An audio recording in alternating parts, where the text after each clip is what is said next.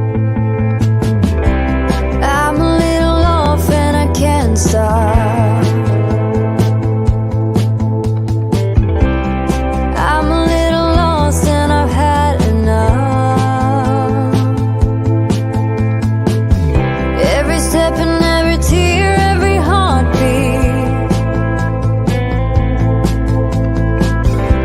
the restless in my bones and in my feet. Now the day is dawning. There ain't no pain can ever make me stay. Yeah, you know it's true. There ain't no rain can wash it all away. It's been haunted into the storm. There ain't no place can ever make me feel that the space that you left can heal. There ain't no way that I can let you know that you lost me long ago. What's up, everybody? Tuesday night. Can you believe that? We done blew through a great day. And I got dirt in my boots. I just now realized that. So, I've been putting in power lines, water lines, and fiber optic lines at the new homestead and getting it all ready to go.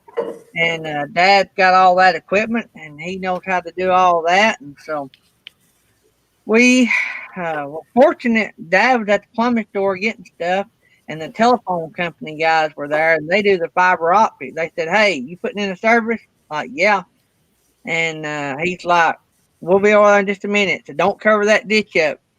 And so they came over and dropped the fiber optic in, make their job a lot easier. They don't have to dig the ditches. So uh, anyway, so we got that done. So anyway, I've been running sideways. I text Jerry and Nettie and Felix and said, I may come in sideways, but I made it.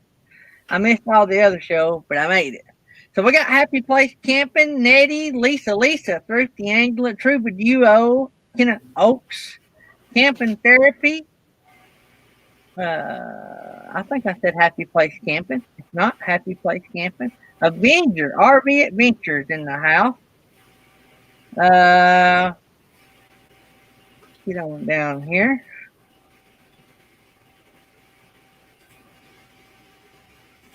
Scrolling.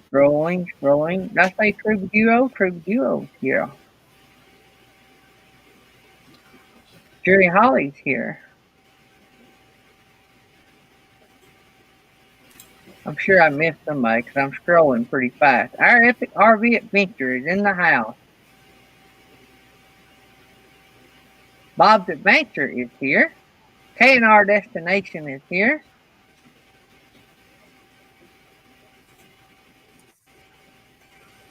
Artist on the Road is in the house. Chasing America. Griswold Family Vacay is here. I'm at the bottom of the list. I hope I didn't miss anybody. If I did, I apologize. I love y'all and I appreciate y'all being here. So hopefully I didn't miss anybody. Tomorrow, just a little housekeeping and we're going to get rolling here. Tomorrow we are going to have on the morning show Navigation to Nowhere. If y'all don't know this channel, you need to pull it up because they are a rocking channel from what I hear. I have just been introduced to them as well. But it's going to be fun to interview them in the morning. And so don't forget that. We'll see you guys in the morning on that, especially for all of our coffee drinkers. Tonight we got Paul the Air Force guy, and I got some cool questions for Paul the Air Force guy. So hang around and we'll get started with that in just a minute. So just a quick update, and I will get rolling. We're waiting on the buyers to approve the termite inspection. So once they approve that, the house should be a go. But we put a deposit down on a mobile home today. So we got us a home bought. That's the place nearly ready for it. And so everything is moving at the speed of light. And so I can't hardly breathe. I have so much stuff to do. So We're going to be hit and miss on some shows the next few weeks. There's going to be some short, 1 hour stuff, maybe hour and a half stuff. And Thanksgiving week, thinking about taking Thanksgiving week off. I don't know. We'll let you know more as that comes up. Can't decide, and it depends on how dead I am by the time we get moved into this new house. There's Boxman D in the house. So that's a little housekeeping on that end. Anything else I need to talk about? I don't think so. Oh, by the way, the new studio is not going to be big and glorious like I thought it was going to be. So it's going to be tiny and, well, yeah. Closet? A smaller closet? Well, no, I may be in a corner of a room. I don't know. It is going to be small. But It doesn't matter where you are. Yeah, it doesn't matter. Yeah, it don't matter. As long as they can see you. Yeah. So, but anyway, I was hoping to have this big elaborate studio, but the new home we bought had a chef's kitchen in it and a nice dining room and a nice living room. So if you get all of that, guess what? Everything else has to be smaller. That's okay. You need those more. Yeah, like Dad said, you only sleep in the bedrooms. That's mostly what you do is sleep in the bedroom. Some people watch TV, but we don't. Anyway, so we got a nice romantic fireplace in our new living room. Jerry. Stop. Jerry, Jerry. mute your mic now.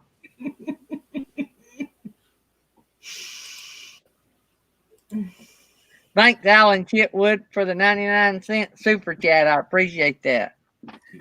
So, what's up, Paul? How y'all doing? I appreciate you guys inviting me on here this evening.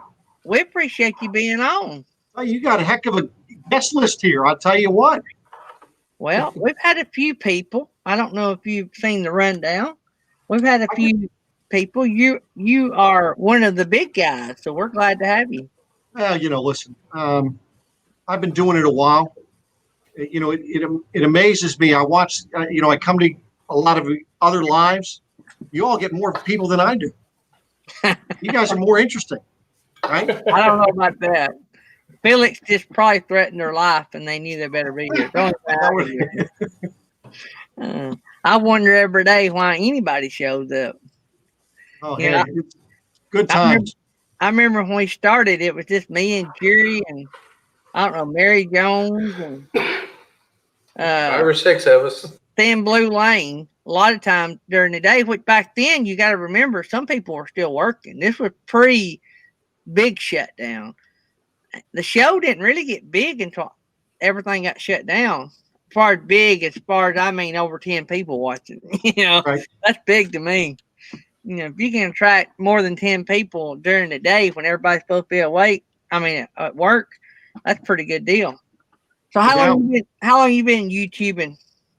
I started YouTubing back in January of 2016. Yeah. Wow. So you have been doing it a while. Back then, I used to just do it was a one take. I had my iPhone for the most part, and it was one take. And I used to put it on one of those sticks. What do you call those? The selfie sticks? Yep. And then I got to thinking, you know what? People don't want me in the video. So then I started holding it away for the introduction, and then I would turn it around so I could see what I was looking at, and would just talk.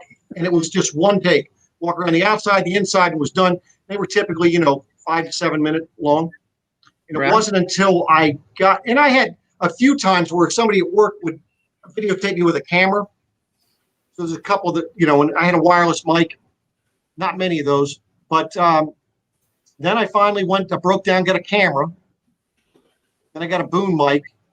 And I tried a wireless microphone, and, they're just headaches. So I just use a boom mic and been doing that. I'm thinking about possibly going to a GoPro just because it's, lighter. And, I'm watching people that have those, and I'm liking the video that they produce. Yeah. So you really, even the short amount of time you've been on, you've seen a lot of different things come and go technology-wise, haven't you? Oh, a ton. Now I just bought a new laptop, And now I've got it, and I bought it. I figured, you know what? I'm going to try a new software. I'm using Filmora, but it just, to me, it's like it was slow. So I thought, you know what? Get a new computer. Let me try. So I bought, I don't even know what the dang name brand is. Put something on there. Now I got to learn how to use it. That's another whole thing. And I want to get to the point where I have 3 monitors. I understand how to use 2. Me too. You know, but technology, what a great thing, right? Yeah, I may not have a big studio, but if I can ever get 2 or 3 monitors, I will think I've hit it big time. I'll tell you what, when I went to the 2, I absolutely loved it. I had somebody actually tell me, Mark from the Art of RVing, I was talking to him and he says, Paul, you need 3. Yeah. But Three I comes broke in down, handy. don't they? So I broke down to 2. And I'll tell you, I enjoy it when I'm doing my StreamYard videos, when I've got to show other things. I really like how that flows. The first time I tried it with StreamYard and I was using the same screen, I screwed it all up. Yeah, that's why I tell everybody, I said, I can't see you. Because when I'm fixing to share a screen and I'm working that screen, all I see is that video. Right. Yes. Well, here, that's what happened to me the first time I did it. And I'm thinking I'm not even on it. I'm not even looking at the screen. I'm doing all kinds of other things talking. I go watch the replay and I'm like, oh, okay. I guess I gotta pay attention. Yep. You just gotta act like you're still watching the screen, even though you ain't. Yeah, I learned that. Yeah, I learned that quick. But anyway, but yeah, kind of like the fact that I got the laptop and just a little 15-inch laptop, because that's going to make it much better when traveling and taking it with me versus having to pack up what I had. Yeah. Yeah, I'm old and can't see good, so I want the biggest thing that'll fold up and go in my bag. But now I do love my son. I'll whip his MacBook out, and it's about this big, it's real little. And he's just in there wearing that thing out, and I thought, that would be a lot lighter. And then he's like, Dad, you couldn't read it. Well, no, but all you do is, that's why if you have a second screen, just get a bigger screen for the second. And that's what I do. I got a full 15-inch, but then I've got, I think, 2 24-inch screens. I'll just use those. Yep. Set one of those up as your screen one. I use my phone for one, and it's really not considered another monitor. It is just so that I can monitor what's going on if I do swap over. The only thing is it's delayed. Right. So, but I can really track the chat better on my iPhone than I can on StreamYard. Right. But I like having 2. That way, if I think I'm off the stream, like this morning, right before the show, I got kicked out of my own live. I don't know how that happened. Wow. But luckily, I come back in about the time we went live. And it got me back in. But I was watching the screen. I could see the show was still rolling. Or the intro was still rolling. So I knew that the show was still on. Right. For some reason, I just got thrown out. And so that's what I like about that other. I keep it running constantly. A lot of people see me looking to the right. That's what I'm looking at. Right. Okay. So how is the RV business? I'll tell you what, we're still busy. I mean, it's slowed down.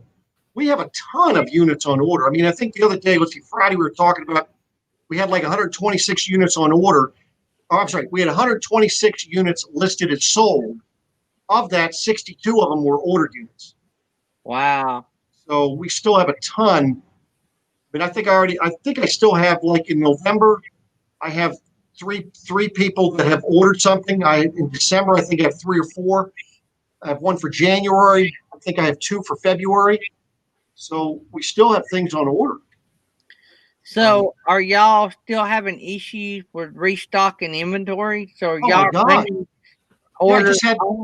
Absolutely. I mean, we have very limited inventory. I had somebody come out today. They wanted to take a look at this Imagine 17 MKE, and I didn't have it. And I told them that yesterday when we were on the phone. I said, look, but I have a 22 MLE if you want to take a look at it. At least you're going to be able to see the quality. And that's what they did. They came in and saw it, and they've kind of narrowed it down at this point because I showed them a couple other things while they were there, and they've kind of pinpointed down to that particular unit.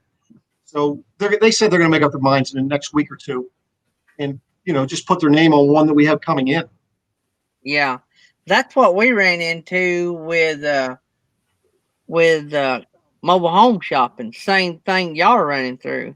Right. They tell me, and I got this from a lot of mobile home dealers, the housing market pushed people out of houses because the price of homes went crazy. And Right. so it pushed people into cheaper housing, and that is only other thing, mobile homes. Unless they build their own tiny home, you can buy a mobile home actually cheaper. Now, yeah. if you build your own tiny home, now you might can do cheaper. But Right. if you purchase one, you can actually buy a mobile home cheaper. So that drove up the demand. And then COVID hit and they couldn't produce them. And then hurricanes hit and they couldn't buy the materials. Well, and then that's the other thing too, is now, but the materials, the costs are going through the roof. Yeah. Me and Tammy searched Georgia and from Tuscaloosa north in Alabama. I mean, Coleman, Huntsville, everywhere in North Alabama and Trenton, Georgia. And when we would find one, we are bad not, well, I don't say it's bad. We've got this habit of not buying on the spot. We go home, we think about it, we pray about it, then we decide if we want it. No matter if it's there tomorrow or not. No matter. It was there today. Do what? It was there today when you looked at it. Yeah. What I'm saying, it don't matter if it's gone, it's just gone. We go buy something else. But anyway, we lost a lot of houses because of that, but I think we got the perfect house now. And all matters. Yeah. And but we had the hardest time finding one that they would sell us off the lot because they were using them so people could look at them, like you said a while ago, so they could order them one. But if we ordered one, it was going to be the middle or later of next year before we could get one. Yeah, no doubt. So, but I was thinking today, I wonder if that's some of the same reasons that the RV sales are so in high demand. Well, the other thing, and I was kind of going over that this evening on my line, because that's another issue that's happening with the RV industry, because, I mean, they're still not up to par with the amount of RVs they built a year ago. So they're building less, but what they're running into now is shortage of parts. Yeah. And there's some manufacturers out there that are using flex steel furniture, and flex steel cut off the RV industry. Oh, wow. They're not filling. They weren't filling the orders that were out there. They just cut them off, and that created an issue for the RV industry. Yeah. What do you do? Yeah, I mean, so Newmar is one of the companies we deal with, and that's what they used was flex steel. So it's going to be a challenge for them, and that's going to push things back. I know. Me and Tammy we were in Tuscaloosa. We was going to spend the night travel to Montgomery and spend the night and look at a mobile home that we already knew about and get. And it was at $62,000. Well, they sold it. I called to make sure it was there before we went because it was a 2-hour drive. The guy said we sold it. He said, but I got one coming in that'll be here like tomorrow. And which it was going to be tomorrow before we get there anyway. But he said, you may not want it. I said, why? He said, because it's new pricing.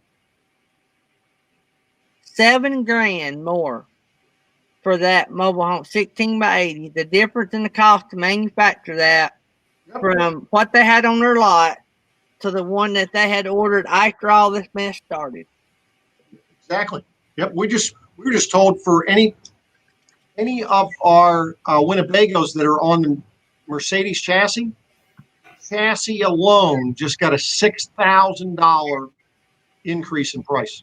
Good grief. Just for the chassis.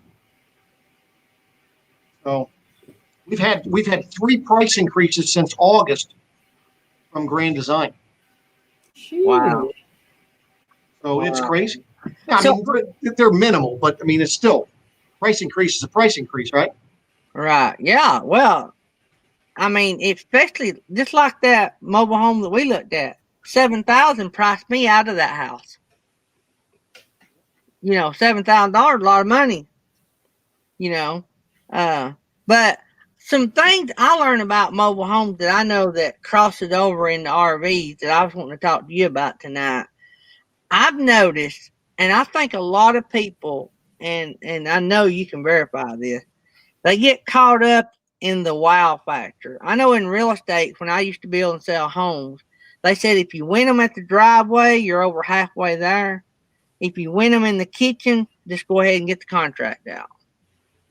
And I noticed in looking at mobile homes that these cheap cardboard mobile homes were the ones that were decorated the most. And your high end, nicer, more expensive, they didn't do anything to. And is y'all sell a higher end, and y'all sell Grand Design and Newmar, right? So some of the mobile homes I looked at, you could actually put your fist nearly plumb through from the outside all the way through. They use foam board. Do you run into a lot, and y'all may have lower end as well, but do you run into that a lot where people are only looking at what they see and they're not looking behind? Absolutely. You know, that's the thing I try to tell people. If you go into there are RVs out there that you walk in and they have that wow factor. You walk in, you're like just like wow, but you have to stop and you've got to open drawers. Look at them. Are they metal drawer glides? Are they attached with plastic at the back? Look at the are they using MDF board? Are they using instead of using plywood or a solid wood core type wood? There's a number of little things that they look at that you need to. The other thing is, are they using butyl tape as a sealant versus using silicone? Butyl tape, yeah, it's a great.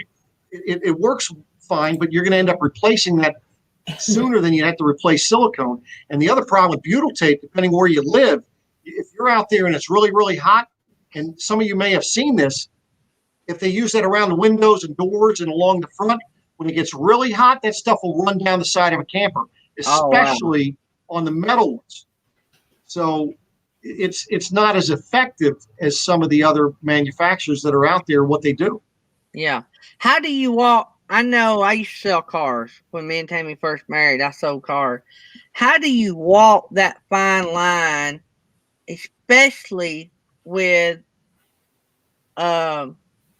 maybe us seasoned customers that are blindsided by looks?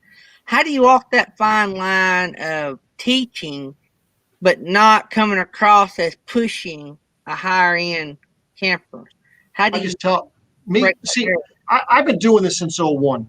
Yeah. So the thing is, when I'm talking to people, as time goes on and the things we're discussing, I think people pick up that I know what I'm talking about. And I just tell people the flat out truth. I mean, I will point out to people when we're in units, it doesn't matter whether I'm in a unit that I absolutely love or one that I don't. I point out things that I don't like. And I believe that earns you some credibility. If you're constantly if you want to call it the company, if you're just, walking that company line and, you love everything about everything you have on your lot, well, where the heck is the credibility there? And if somebody asks me, hey, Paul, so what do you think of this particular brand? I'll tell them. Yeah. We had the guy that we drove all the way to Tuscaloosa to look at the floor plan my wife liked. She wanted to see it before we bought one. We look at a couple of their rigs. We go in. We're talking to I'm not going to name names of the company or nothing. But anyway, I spotted trouble immediately. And I would never buy nothing from this company. I looked at the guy and I said, all right, we like this. We really like it. Now I want you to tell me, does this have OSB board on the under the vinyl, or does it have core board, foam board under the vinyl? And he sort of dodged the question, and then as the more I would ask it, the more he'd avoid it. We left. I got in the Jeep, and I said, you might as well chunk it. And my wife said, yeah, I know. I'm not buying from somebody that can't be honest, good, bad, or ugly about their. Or at least give me an answer, because a no answer is an answer, Oh, and it's a absolutely. bad answer. No doubt about that.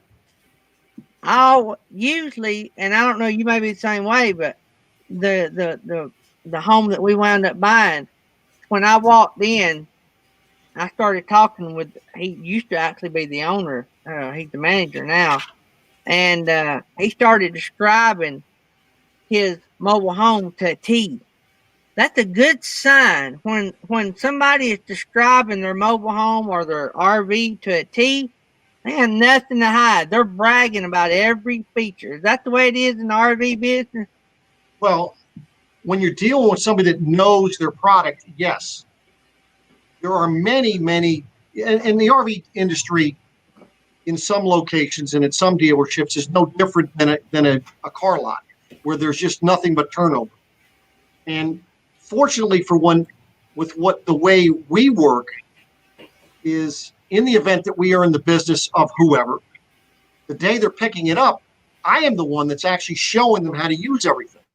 Right. That's what sets us apart from the competition out there, because there's not a lot of dealerships out there that where the salesperson actually does the walkthrough.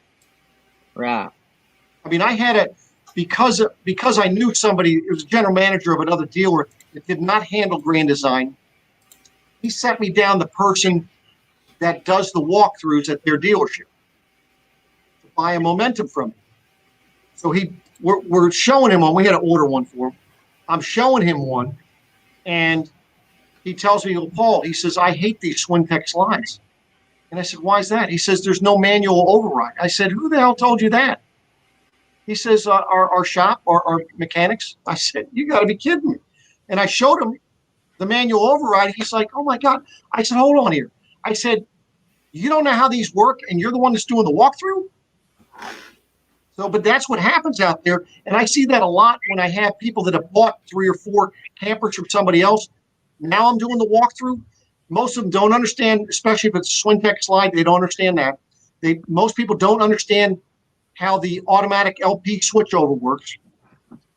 Most people don't totally understand about how the RV fridge works. Thermostats, they don't understand about air conditioners and how you should run those so that it's more efficient for your camper. I mean, there's a number of things that people have no idea. It amazes me.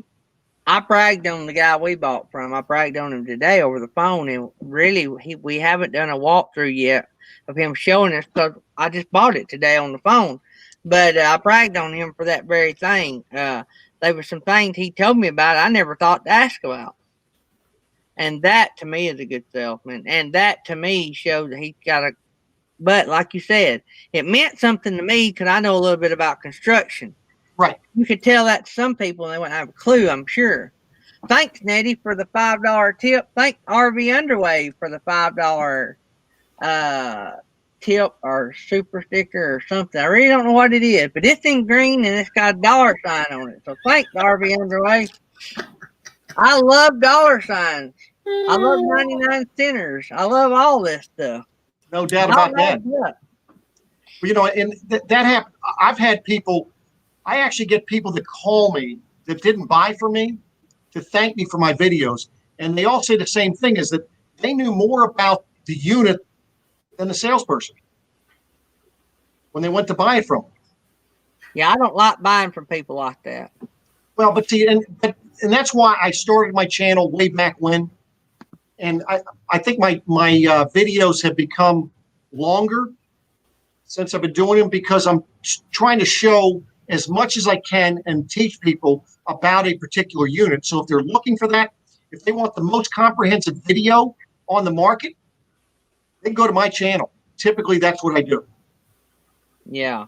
Yeah. Did it feel weird though that sometimes you know that deep down that you probably sold an RV for somebody else? Well, you know, I think what's more frustrating is that, you know, listen, if they're buying it, you know, if they're in Texas or somewhere else, that's not a big deal. What's really frustrating is when I'm at work and I'm walking through the showroom and somebody that's working with another salesperson stops me and says, "Hey, Air Force guy, love your videos. That's why we're here." That drives me crazy. Well, you know, a lot of people, and this needs to be told right here. Paul makes money on commissions, I'm sure. And so if you see him on YouTube and you're going to his dealership, buy from Paul. Because that's how Paul makes a living. That's it. I had one person, this is back a few months ago. I was driving over to the used lot and it was a Tab 400, and the salesman waves me over and I walk over and the lady goes, "You know what?" She says, "Paul," she says, "I want to thank you for your videos. Your videos are so educational. You don't come across as a salesperson." She says, "I wish the heck I had the type of views." She was talking about how she did, I don't know, she was in some type of marketing. She comes in and buys that Tab 400. She's supposedly in marketing, and she had no idea that, hey, listen, maybe I should ask for Paul. That just blows my mind. It's just like, oh my God, it's frustrating because I get no credit whatsoever on that. So, but anyway, it is what it is. Maybe one day you'll be like some other channels and you'll represent a brand or something. Now, my goal is to be out full time, whether I'm representing a brand or whatever.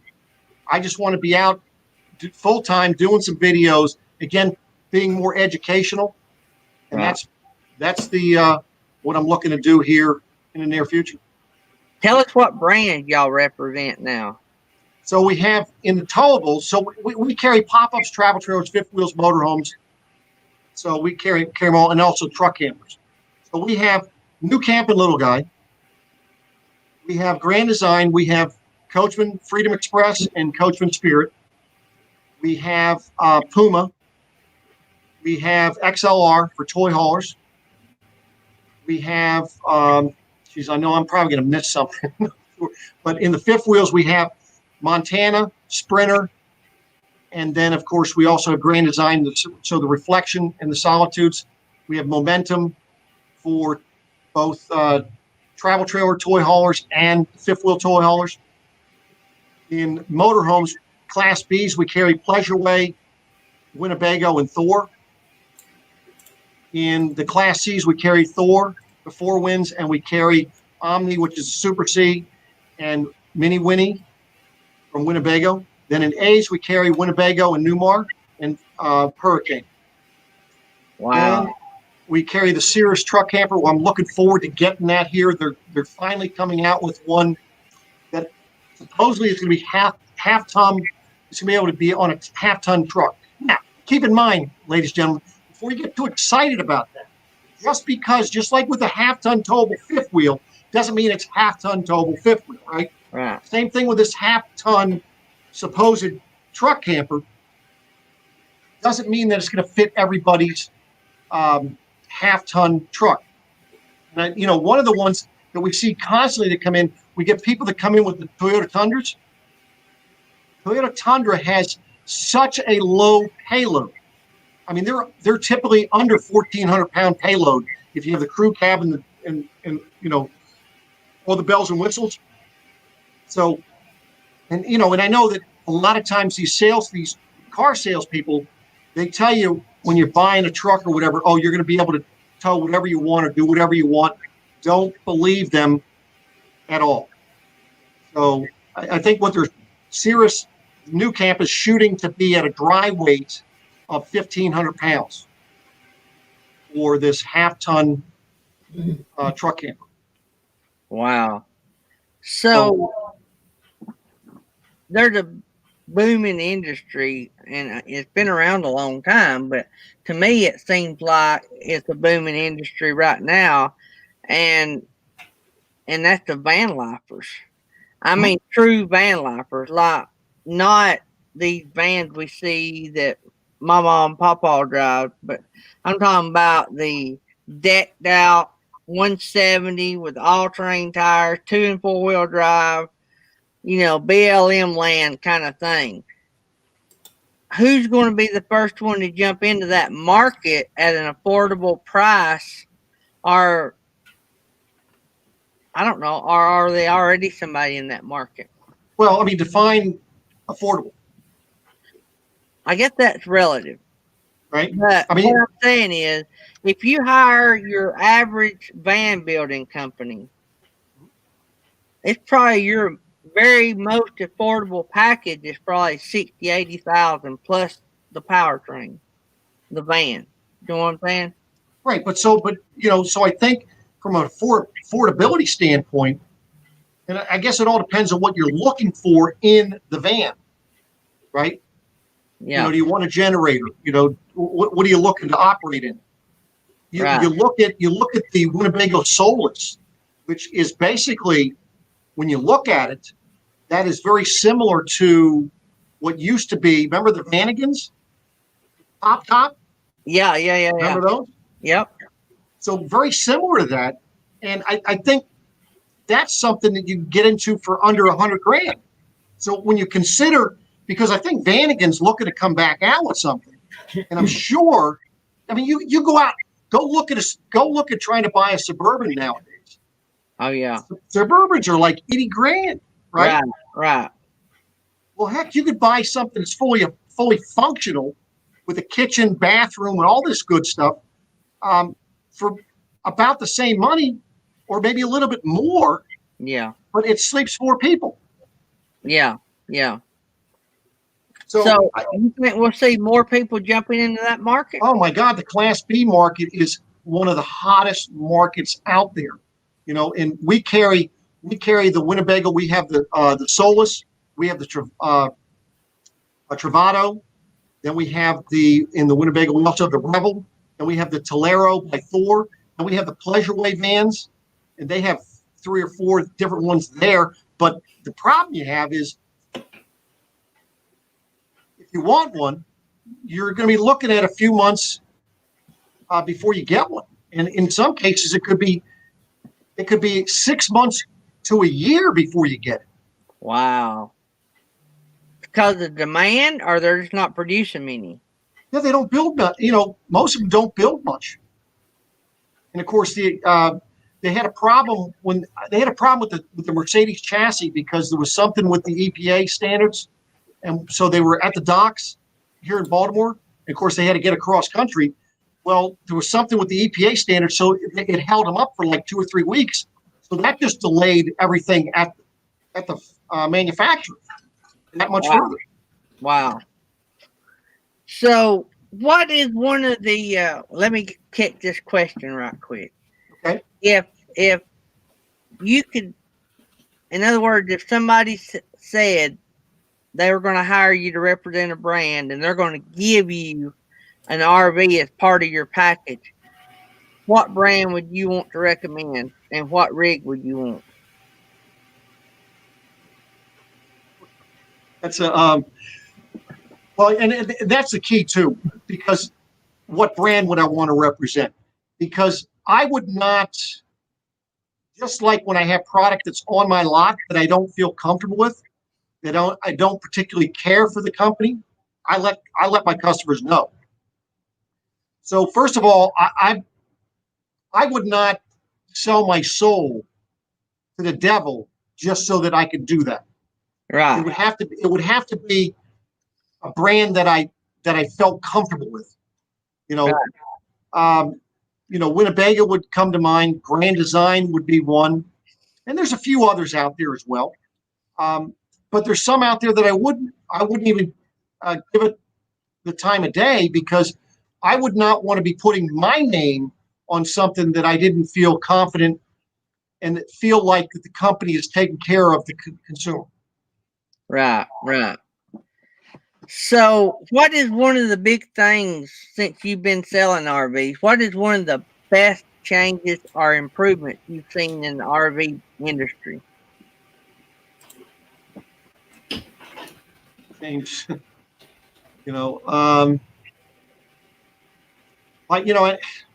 my standpoint, I like, so like I just did a video yesterday on the new Newmar. It's the 3927 on Canyon Star, and that's a toy hauler. And before I did it, I always go watch a couple other videos from other people just to kind of get a gauge on things. And see if they're, given factual information or not, and then I'll correct that when I do the video. But I know that a lot of people look and they see these digital dashes. Well, in the Canyon Star, they had the old standard type dash. And I personally like that type of dash over the computerized dash. That's just me, because I think it's more simplistic. And in my opinion, it's a heck of a lot easier to read. You don't have to go jumping through a bunch of screens. Right. One less thing. So, I like the power tongue jacks. I'm not really a fan of the electric awnings. I would much rather personally have a manual awning. I just think that they're more sturdy. I love the rear observation camera, and believe me, folks, there is a difference between a rear observation camera and a backup camera. And this is the difference. A backup camera you can only see when you're backing up. Rear observation you can see whenever you want. Whether you're going forward, whether you're backing up. And so I love the rear observation cameras. Solar, I know solar for a lot of people is a big thing. From the way I use things, I don't see solar as a big thing for me as of right now. But I can see where that's a major benefit for people. But I think it's one of the most misunderstood things about RVs, from the standpoint that people see, they'll be driving down the road and you'll see the roof of a house that has all those solar panels, and they think that those solar panels are operating all the electric in the house, and that's not the case. No, they're collecting the energy and sending it back to the electric company, which reduces their cost. Yeah. So a lot of people have a misconception of what solar is going to do for them on an RV. And in the event that you want solar to be operating a lot of 110 power, well, now you have to have a big battery source, and you're going to have inverters or a inverter to operate things. And it comes down to whether or not the frame, your tow vehicle, is going to be able to handle that additional weight. Yeah. So, do you think the one push button setup, was that a good improvement, or do you think that a lot of people has that's been a difficult transition? You know how you just pull up, you go back there, you hit setup. I've never had one. I've just seen it on TV. You hit a button and it sets this rig up. Well, I don't know that it sets it up. Screaming because they can't override it, and it's got a mind of its own. Well, there is an override. It's just that most of the time the people that are showing them how to use it never showed them properly. And what I'm talking about is the automatic leveling systems. Is that what you're talking about? Yeah. So I don't really care for automatic leveling. I can level the camper faster than the auto leveling manually doing. And I'd much rather do it that way. And if you're buying one and it has the quote auto leveling, have them show you how the manual leveling works. A lot of these, which I like, is what they're doing. They're going to, and I guess this is a great invention. Maybe this is probably the best thing ever out there, is where they're having it where there's an app on your phone so you can operate your awning, your lights, your slide outs, your auto leveling if you have that, things of that nature. So that might be probably the best thing that I've seen since sliced bread in the RV industry.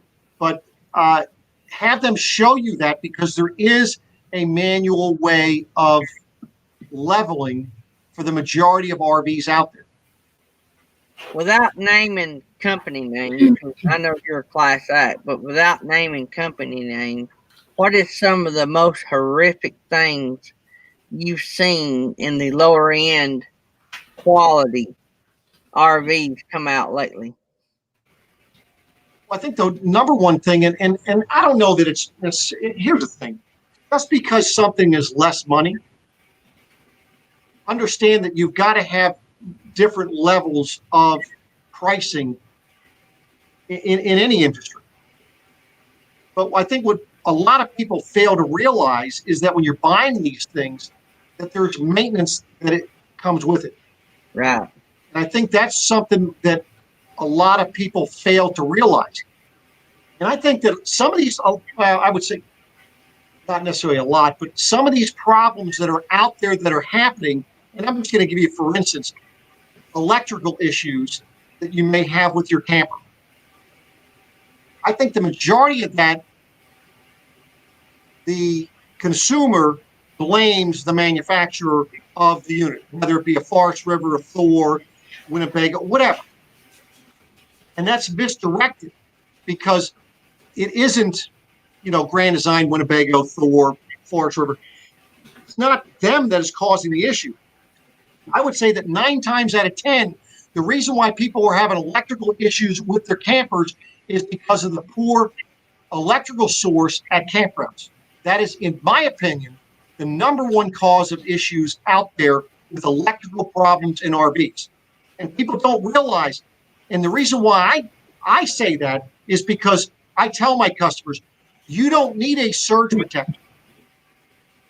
Don't buy that. Don't buy into the fact that you need a surge protector, because surge is the least amount of your problems. Now, I recommend an EMS surge protector. It is an electrical management system. It is doing more than surge. Okay, it is protecting you from a miswire, ground fault, low voltage. And those are the issues you're going to find more than you're going to find surges. Yeah, And I agree with that. Perfect example. Now you can buy them. You can buy them portable. You can buy them hardwired. I had a customer of mine buy for me, and they hardwired one in their camper. They called me one Friday and they said, "Paul, listen, we're at a campground. We're plugged in, and power won't turn on. And we've had the electrician come over and he showed us that there's power at the pole, but it's not turning on." I said, "Well, that's because there's a problem. It's probably low voltage." I said, "You get the electrician back over, have them check the pole and see if it's low voltage or if it's some other problem." She calls me back an hour later and she says, "Paul," she says, "it was reading 102 volts. She says they brought an extension cord and put us to another pole. And they apologized. They just put 12 new sites in the campground and they didn't upgrade the electric." And I said to her, I said, "Yvonne," I said, the other 11 are the other 11 sites full?" She goes, "Yeah." I said, "Not one of them knows what's going on, because they did not have," because this was back in like 2012. I've been pushing these EMS surge protectors since 2006, and they've gotten better. But not one of the other ones had it. And I've had people that have the portable ones, and they'll call me and they say, "Paul, listen, we're having a problem. This is what it says on our thing." And I say the same thing every time. Get somebody over from the campground and have them fix the problem at the pole. And then I warn them one other thing. I said, whatever you do not take the EMS surge protector out of the equation. And I've had 3 people do that. And all 3 people, within 2 weeks, they were at our service having something fixed. Wow. And they all said the same thing. "Paul, I didn't listen to you." Because, see, listen, I'm not an electrician by trade. But you know what? If I have something that's telling me you have a miswire, you have a ground fault, you have low voltage, but, something needs to be fixed. Otherwise, I'm not going to be plugging into your pole. Right. So either fix it or move me. So that's the other thing. Now, there's another great feature out there. So on top of that, for those people that want to spend the additional money, it's huge transformer. They actually have what they call basically boosts your power by 10%. So once the power gets down under 110 volts, it'll boost it 10%. And what it'll do is but the only downside is that it's not weatherproof, the system. So you got to make sure that you have it weatherproof. Put it, some type of cover over it. But it will shut off once the power gets down to 90 volts. Wow. Because at that point, it won't be giving you enough power. Wow. So So do not get a surge protector. Get yourself an EMS surge protector. Y'all heard it right here. So, do you see any new? I mean, I'm sure you get to go to all the new RV shows and stuff. Do you see anything new on the horizon that's going to really rock the RV world? Well, I'm really waiting to do a video from New Camp on this half-ton Sears truck camper, and then they have this Barefoot travel trailer. It's basically a European style camper, or it's kind of, they're bringing that particular European look and feel to the U.S. market. Looking forward to that. I mean, again, that's going to be a very small segment of the RV industry, but I'm really looking forward to what that's going to bring to the market. So, since I guess the partnership Newmar has made, have you seen a downslide in sales, or do you think that has affected sales in any way? What are you talking about? Newmar. Talking about Winnebago buying Newmar? Yes. No, and again, we never saw anything. So Winnebago bought Grand Design back in October of 2016 for $500 million. And people were concerned when that happened, but there's been no changes with how they operate. Now, 2 of the 3 owners from Grand Design did leave and go on to do another venture, but the one is still there, and they still operate separately of Winnebago, and Newmar's going to be doing the same thing. I think what Winnebago is trying to do, by the way, Winnebago also owns Chris Craft Boats. So they have their hands in a few other things. Yeah, so I think what Winnebago's trying to do is they're trying not to be bought up by Thor or Forest River. And the only way you could do that is make yourself bigger. And I think that's what they're attempting to do. And I think when you look at the businesses that they brought under their umbrella, what that's doing is that's giving you a better buying power and help keeping costs down over time. Now this is a non-professional observation, but to me it looked like Winnebago was starting to be the has-been company. You know, they used to be the company everybody wanted. Now they're buying up all the big boys. So here's the difference.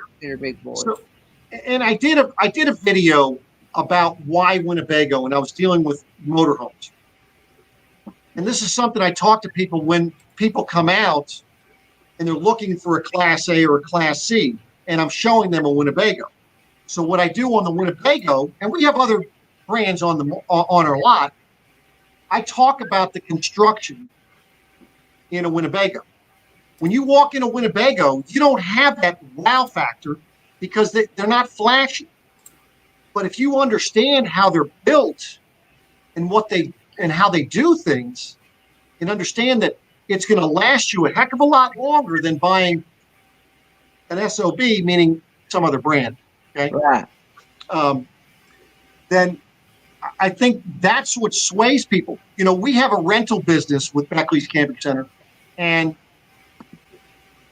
we don't rent the other brands. We only rent Winnebago. And the reason for that is because we know what these other brands would look like after we put 30,000 miles on them in a year. They would not hold up like a Winnebago.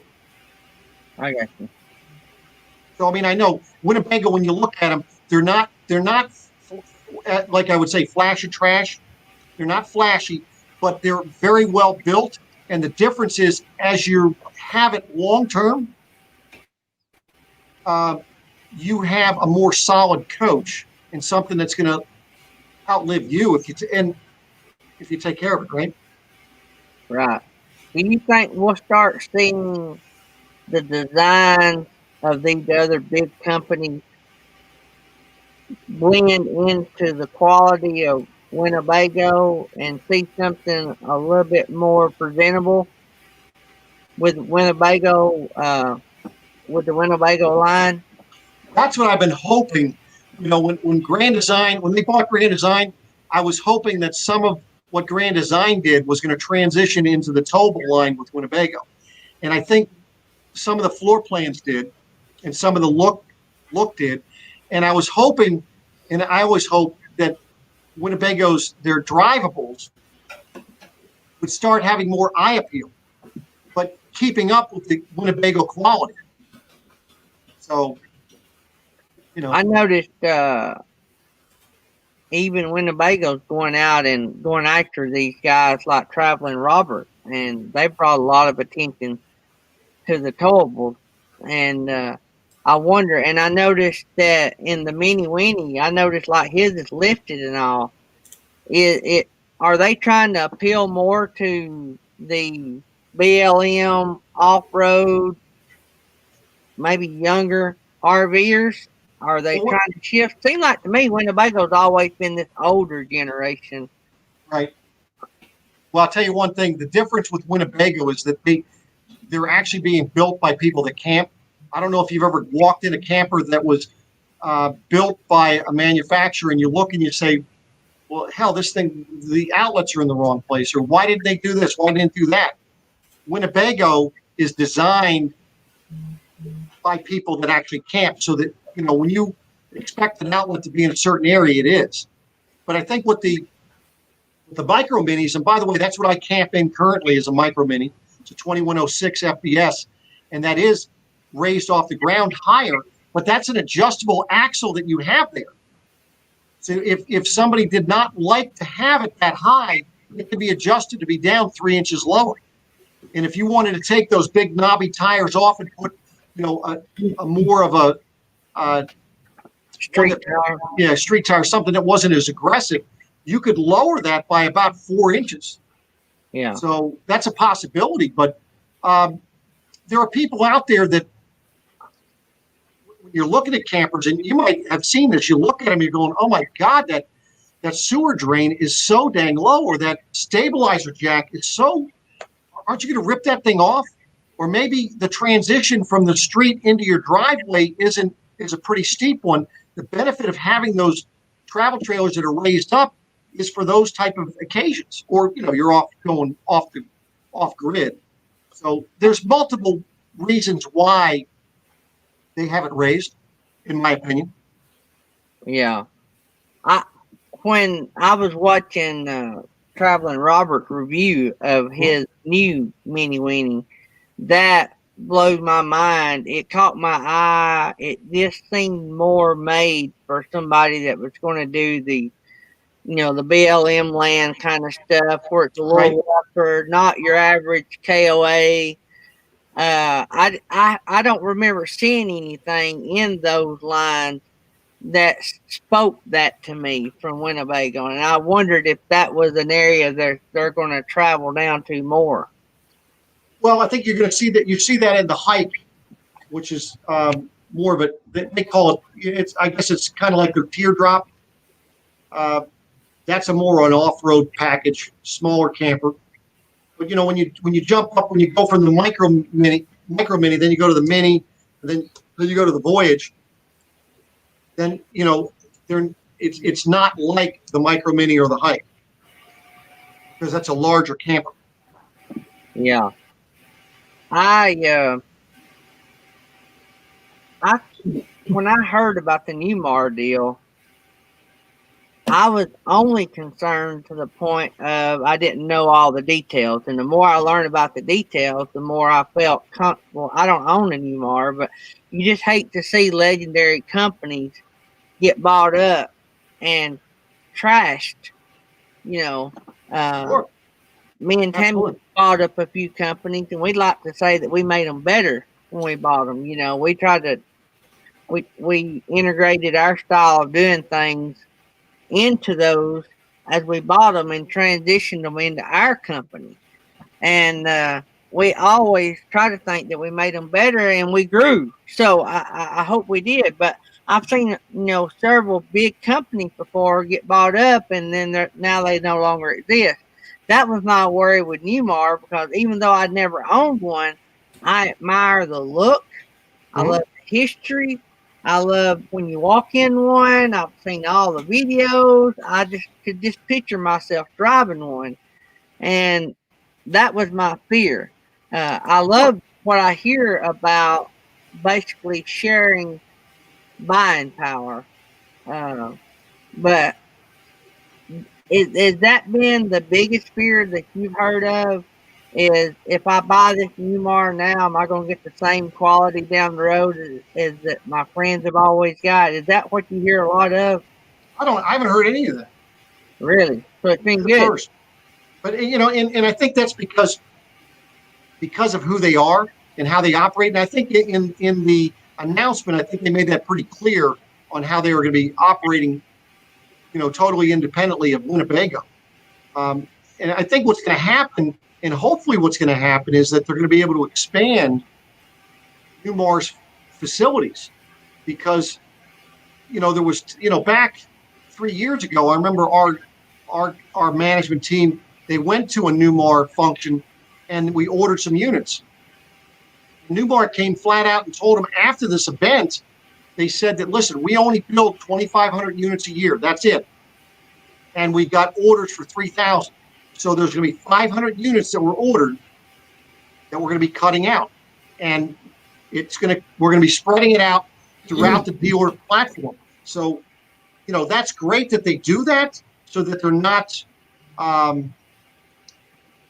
getting into a quality issue.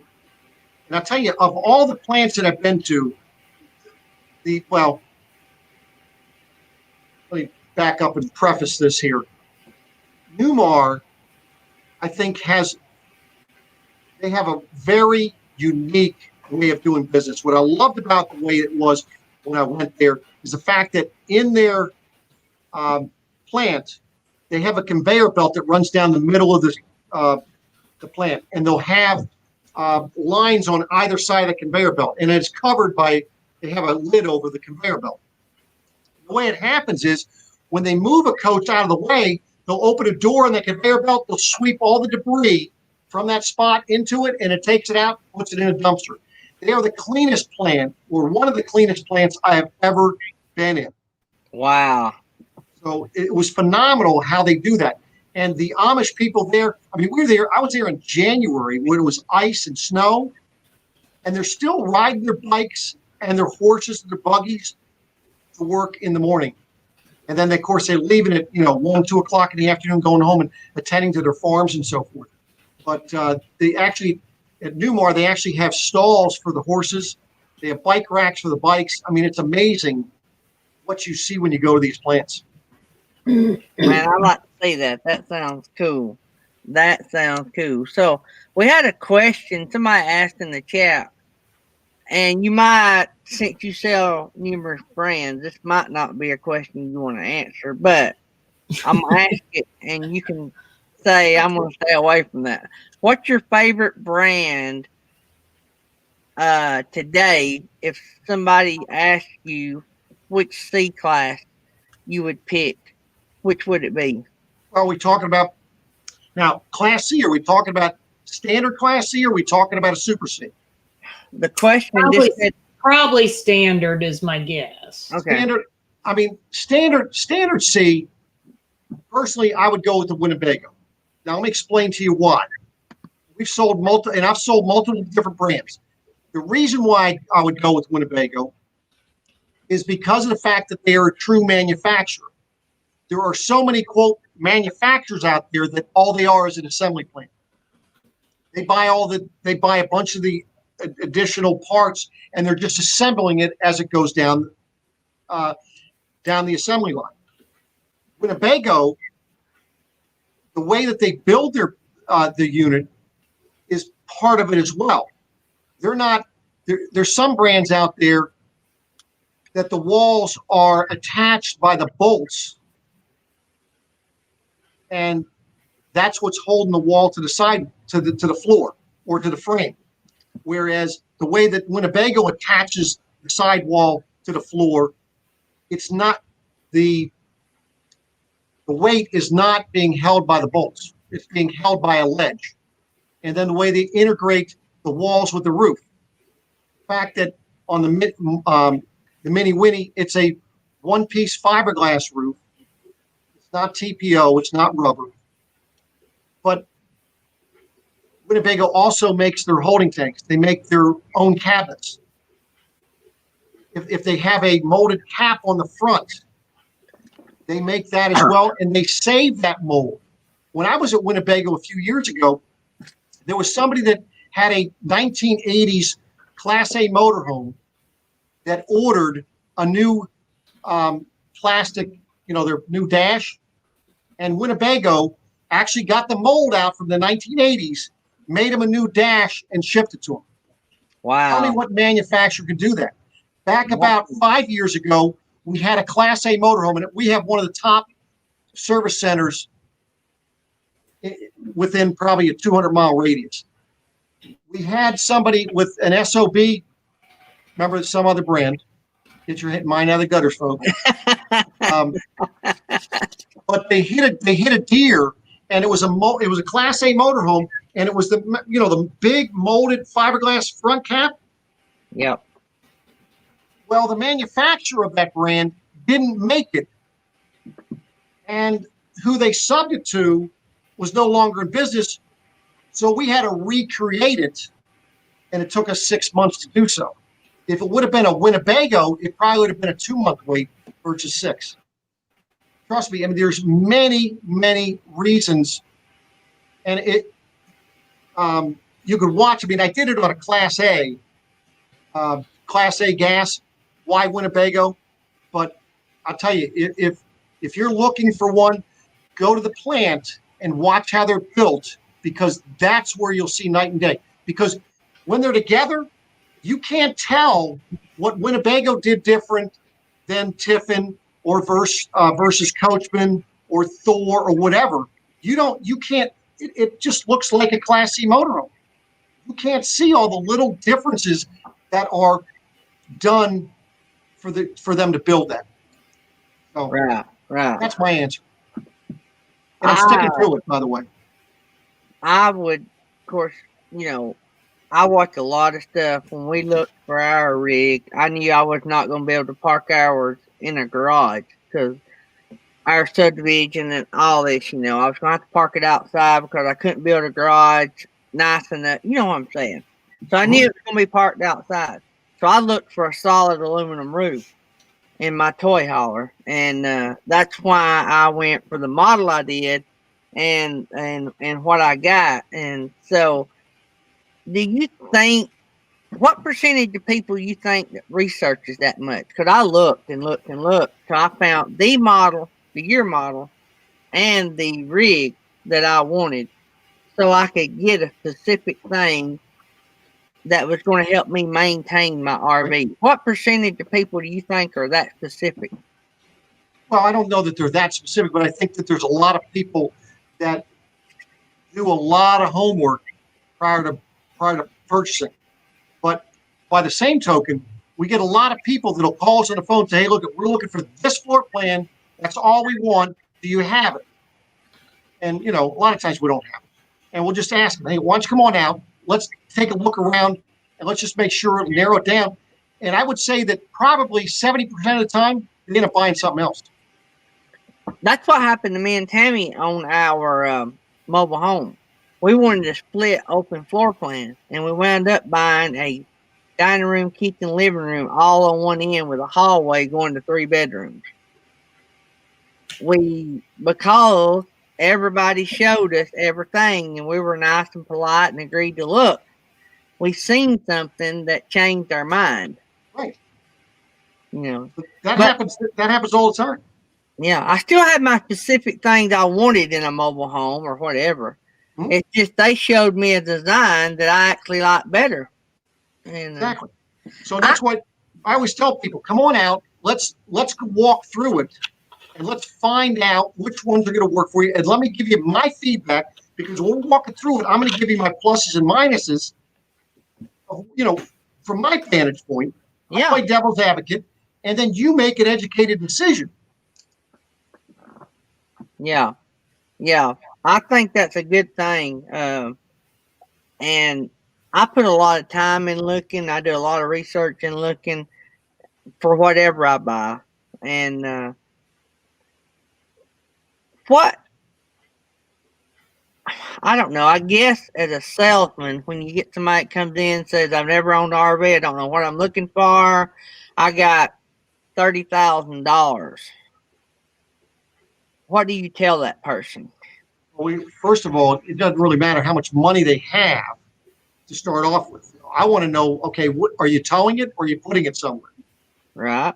Because, or are you doing it the right way? Whereas you don't have the tow vehicle yet, and you want to go ahead and figure out what you like first, then you're going to get the tow vehicle to tow what you want. Right.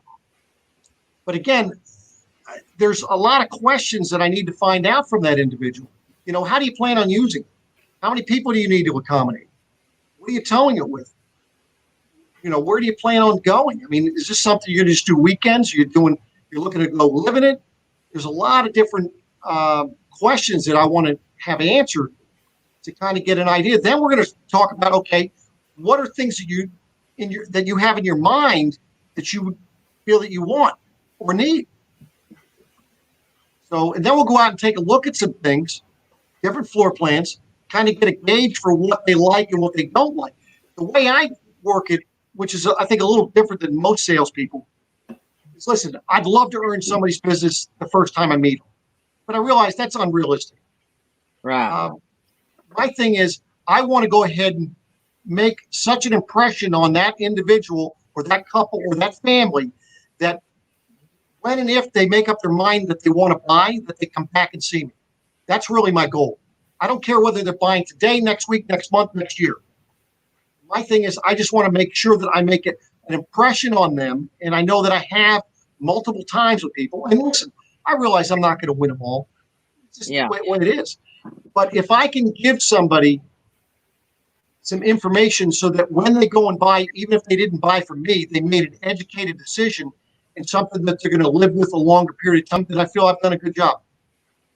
I've actually had salesmen to call me to want to go somewhere else, but I've actually had salesmen like you, and the person that me and Tammy bought from today, that set the standard so high that I couldn't buy from anybody else. If they didn't have what I wanted, I'd be like, find me what I want. Right. That's the kind of standard that guy set for everybody else. And he just so happened to have a home that we loved. And so it was, it was the perfect lining of the stars, I guess. And then no brainer. Talked about the price, and it wasn't a competition. The price negotiating wasn't a competition. It was, he knew up front where we wanted to be, and he gave us a price that he thought, and then we talked about it. And I'm like, this is where we would like to be on this, and to go ahead and get done. And there was no, this is why we're doing this is why we're doing that. It was like, can we get this to this point? And what do we got to do? It was like two buddies sitting down trying to make it happen. Right, there you go. That's what I like. I don't believe that of all the people we looked at or looked at mobile homes with them, I don't believe we met anybody like that. And I think that means a lot. And I think what you do with YouTube, even though you do probably lose a few, strictly by people not knowing that that's how you make your money, it's commission, I still say you probably win far more than you lose. I don't know about that. I kind of keep track of them, and it's like 50-50. Really? Yeah. Mm-hmm. But I would say, though, that what you're doing is worth doing. Oh, absolutely. Sales. I mean, and that's the whole thing. And, listen, I'm doing it because I love what I do. I kind of live and breathe this stuff. But I know that I'm going to be able to help certain individuals. And I'll tell you where it's coming, where it's benefited me. I mean, I've had 2 people come from Texas buy from me, and they bought from me because the local dealers wouldn't answer their questions. I mean, I was answering their questions for over a year on YouTube. And so they came to me instead of going to a local dealer. Had people from Louisiana, Alabama, Georgia, Florida, California, New York, Maine, New Jersey. Get people from Virginia all the time, South Carolina, Ohio. I get people coming from all over the place. And it's because of my presence on YouTube, because they feel like they know me before they even call me. Yeah. Yeah. I think the biggest thing with a salesman is, do you trust what's coming out of their mouth? If you don't, they won't come and see you. But if they've already built up a trust, you have to battle one before they ever get to your lot. But I think there's such a shield put up, and you got to remove that shield. It's the responsibility of the salesman to remove that. Well, I try to be, in my presentation when we're walking the lot, I try to be more lighthearted. Yeah. And try to inject some humor into it, and to try to, break that wall down and let people know. And again, throughout the conversation, I'm trying to let them know, listen, I'm not here to sell you. I'm here to earn your business. Yeah. There's a difference. Yeah. Man, this has been fun. The only thing I hate about Tuesday night shows, they're only an hour and a half. Gotcha. Well, do you mind? Can I pitch something that I'm doing for children right now? Yeah. So, and I don't know if anybody watched it, and if you haven't, last Thursday night, I'm going to back up a little bit. So back about 4 years ago, I was the lucky soul that took a sales call, and it was from Make-A-Wish. And it was for us getting a pop-up for a family that had a sick child. We ended up doing it. I ended up having to drive the pop-up to their house, which was in West Virginia. It was like a 4-hour drive. Showed them how everything worked in their driveway, and then drove back to the dealership. But for the first 3 years, we basically only had one family each year that asked for an RV, and it was a pop-up. This year, this Thursday, I'm going to be having the 7th family this year getting an RV. Wow. But what's happened is, because of the pandemic and everything going on, the expenses for Make-A-Wish have gone through the roof. Instead of them being able to send a family to Disney World or on a Disney cruise, which would be minuscule compared to buying an RV, obviously their costs have gone through the roof. So I decided back in July that I wanted to go ahead and put together a promotion for Make-A-Wish. And what I'm doing is, I was able to get with Beckley's. Beckley's is donating an RV to be used for a week. I've got a campground that donated a campsite for a week. Got somebody that donated a $250 Visa card. Have firewood donated. I have an escape room donated. I have a round of golf donated, and I'm working on a bunch of different things. I'm basically going to be putting together a package so that some lucky family is going to be able to win basically a week's vacation, and all they're going to need to do is get to Gettysburg.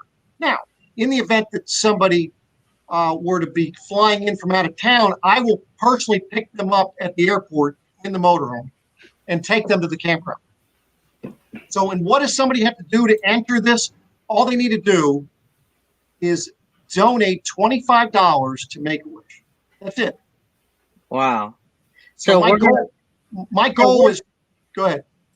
Where do they do this at, and how will they get credit for it? So on there, once they donate, and they could be anonymous still, and still be put in for the drawing, because Make-A-Wish is going to let me know who is. If they don't want their name scrolling on the page, then that's okay. They can be anonymous, but I will still be notified of who they are, and they will be put in the drawing. Now, I am going to be donating as well, but I do not have an opportunity to win. But for $25, but for each $25 that you donate, you get an opportunity for each $25. Now, the way it's working is I announced this last Thursday. I'm hoping that Thursday of next month, it'll be the third Thursday of November, we're going to be doing a live, hopefully with a Make-A-Wish family, talking about what this camper has done to change your life. Same thing in December. And then the third Thursday in January, which is January 21st, is going to be the drawing for this. Now, here's the beauty of this. That's a tax-deductible donation. But then you're going to have the opportunity to win. By the time I get done with putting all this stuff together, you're probably talking a $3,000 or $4,000 valued package for somebody so that they take their week's vacation. All they need to do is get here, whether they're driving or flying or whatever, and they're going to have all kinds of activities to do. And basically, it's going to be paid for. Man, that's awesome.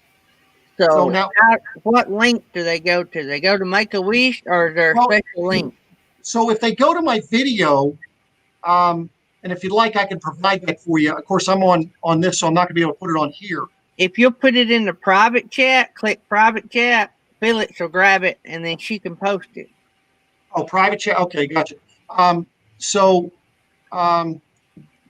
me copy this and paste it here for you. And here it is. And if I could, I'm going to go ahead. No, that's right. If they'll go to my page, they'll see the live that we did last Thursday. Make-A-Wish, and I have all the stuff down below the video. There's a link there as well. They can click on. There's a video of one of my customers who was a child. They did a video from when they done. And let me tell you what this does for the family. And this is, I think, having a camper, in my opinion, is going to bring far more memories to this family than 1 week at Disney or a Disney cruise. It is going to give them more opportunities for memories that are going to last a lifetime. I get chills when I talk about this stuff.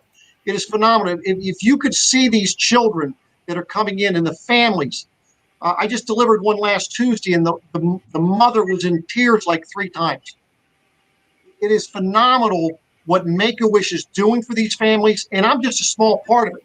Now, what I'm doing, and when you see my donations, what I'm doing, Make-A-Wish's fiscal year runs September through August. And so I made up my mind, and I announced this on the chat or the live that I did last Thursday night. I am donating $50 from every one of my sales every month to Make-A-Wish. And that's not just for this time frame for this promotion. This is going to be through August of next year. So I'm going to be giving them a full year. And my donation for September was $400. I mean, there will be months. I mean, my best month this year, I sold 20 units. And if I sell 20 units, I'll be donating all of it. So it's not going to be just for, I'm not going to be stopping at a certain amount. Every month that I make a sale, for every sale, I'm donating $50 to Make-A-Wish. Wow. So are they going to be giving away another RV to a needy family, or have they not had any requests for that? They'll still have more requests coming forward. I had 2 families that they came to me about. We gave them numbers for them. They approved them, and the families came out and looked at the RV. They loved it, and then they backed out. So I don't know what was going on with these families. And that's what you have to understand is, you know, we're so blessed. Yeah. Okay. You know, we wake up, we're able to fortunately, knock on wood, no health concerns. I have healthy children, healthy grandchildren. These families, if they could just have the opportunity to go out, and a lot of these families, they can't go stay in a hotel. Right. Because they have, immune systems that are they have issues with them. So what better way for them to go is have their own house on wheels and just think of all the things that they can do. So every little bit helps. But my goal for this is $250,000. That's my goal that I'm hoping to raise over the next 3 months. That's a lofty goal, but my thought is with all the help, and I'm going to be putting out some challenges to some other RV channels and looking to get a lot of traction with this. But all we need to do is get 10,000 families or 10,000 donations of $25, and that's the goal. I don't think that with the amount of channels the RV community has out there, I don't think that that's a lofty goal. No, I don't know. I've never raised that much money, so I don't know. We've done pretty good on some, but you're talking about a national organization too, and so that makes a big difference. It does. Well, and I'm working. This is actually Make-A-Wish Mid-Atlantic, so there's 60 different organizations throughout the world. So this is just one small part of it. That's crazy. But I'm shooting for the stars. And I'm going to work this through YouTube, through Facebook, social media pages, as well as TV and radio. Just going to get the word out there to it, and I'm hoping that people open their hearts and donate to this great cause. Well, y'all heard it. Y'all click the link. I think, did you share it, Felix? Yep, sure did. The link's scrolling. And if I remember, I will try to share it in the bots for the rest of the week, or maybe longer. So Appreciate that. if I can, maybe if I remember to copy it somewhere, or if Felix copies it and send it to me, I can put it in the bot. So we'll try to promote it in the bots, and they'll keep it scrolling on all of our shows. So I appreciate that. So the families are going to appreciate that as well. So we're about to run out of time. We've got to raise Johnny's Journey in less than 4 minutes. And so we're rocking and rolling. I appreciate you joining me up here. I appreciate you being on. I've learned a lot. It's been fun. Hey, Felix. You there, Felix? Yeah. Hey, so listen, let you know also, we do sell enclosed cargo trailers. Oh. Pre-wired. Yeah. Yeah, we have all kinds. We have them all the way up to 8.5 by 24. They pre-wired with our air conditioner. We can get it with an air conditioner. Absolutely. Wow. There you go, guys. Y'all can be cargo largo like Felix. I don't need one, but Jerry might want one. I don't know. I just think if you were looking to upgrade, Not yet. I'm pretty happy where I'm at right now. Looks like you're having a great time out there. That's for sure. Yeah, hers is too. Okay, Gary. Hers is too customized for them. Well, I appreciate everything you guys are doing a great job, and I appreciate you inviting me on here. Well, I appreciate you coming. We're just a little video show. We're just glad anybody comes. Well, wait, now where was Mel Nettie tonight? Nettie's been having internet issues. You know, they're full time now. They're both retired. Okay. So they've been having internet issues. I mean, big time telephone and internet issues. So. Oh, okay. Yeah. She only has one bar on well, I'm sorry I missed her. I mean, I saw her in the chat, but sorry that I missed her here. Yeah. Yeah. So we good to go, Felix? Anything I need to say? Don't think so. Don't forget the show tomorrow. Navigation nowhere. Navigation nowhere. Not to nowhere. Navigation nowhere. Navigation nowhere. I had to refix that on my bot because I messed it up to start with. Okay. You also need to change something else on your bot. So. Yeah, I seen that before you. Okay. Yeah. We'll talk about that later, but I will. But okay. There's too much for this little brain. All right, guys. Love you guys. I'll see y'all in the morning. Thanks, Paul, for coming on. And we're going to slide out of here sideways. Bye, Jerry. Yeah. Take care. See y'all. See ya.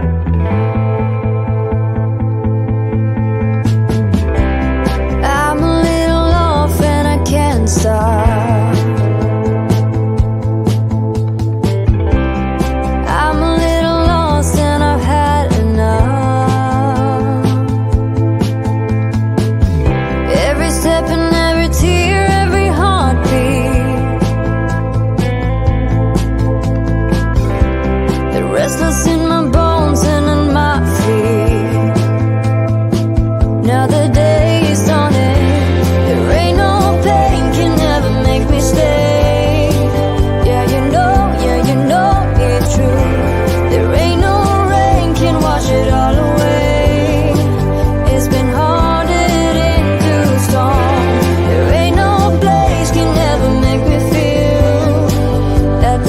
ways that